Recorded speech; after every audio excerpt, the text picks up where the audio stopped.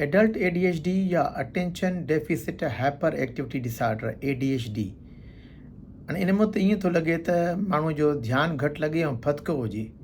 पर इहो नालो जेको आहे सही नथो ॿुधाए असांखे शायदि, जंहिं करे अॻिते हली नालो इहो चेंज थींदो, साइंसदान चवनि था पिया। छो त बेसिकली इहो न हूंदो आहे त अटेंशन न हूंदो आहे या तवजो माण्हू न लॻाए सघंदो आहे। तवजो उन्हनि ॻाल्हियुनि में त लॻाए सघंदो आहे जंहिंमें हुनजी दिलचस्पी हूंदी आहे, जेके ताज़ो रिवार्ड ॾींदियूं आहिनि, ताज़ो मज़ो ॾींदियूं आहिनि, जल्दी जल्दी मज़ो ॾींदियूं आहिनि। जीअं वीडियो गेम्स आहे, फेसबुक ते वीडियो थो ॾिसे माण्हू, TV थो ॾिसे पियो, उन्हनि में त ध्यानु लॻी वेंदो, बल्कि हाइपर फोकस थी वेंदो, घणो ध्यानु लॻंदो। ऐं वरी जिन ॻाल्हियुनि में रिवार्ड देरि सां मिलंदो, जीअं इम्तिहान जी तयारी करणी आहे, हिन फाइल जी तयारी करणी आहे,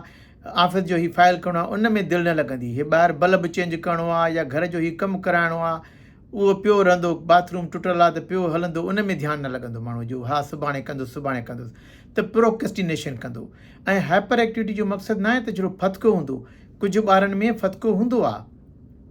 पर कुझु में फतको न हूंदो आहे, चुरपुर न हूंदी आहे, हथ या जेका पिया न हलाईंदा आहिनि, पेर न हलाईंदा आहिनि पिया। कुझु में इहो हूंदो आहे वर्बल हाइपर एक्टिविटी हूंदी आहे, टाकेटिव घणा हूंदा आहिनि, विच में इंटरप्ट कंदा, ॿियनि जे विच में ॻाल्हाईंदा, या जेको आहे गुस्सो कंदा त तमामु तेज़ गुस्सो कंदा, इम्पल्सिवली अहिड़ी का गुथो लफ़्ज़ ॻाल्हाए वेंदा त पोइ चवंदासीं माफ़ु कजांइ, मां खां वात मूं निकिरी वियो, भई वात मूं छो थो निकिरे, त इम्पल्सिव हूंदा उहे।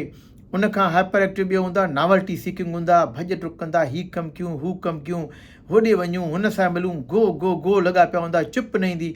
सुकून न ईंदो हुनखे, माना बेचैन रूह लॻो पियो हूंदो, भॼ भॼ हूंदी, इहा हूंदी।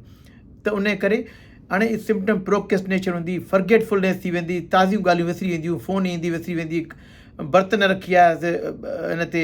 चुल्हे ते सड़ी वियो बर्तन, अहिड़े क़िस्म जा सिम्पटम घणा हूंदा आहिनि।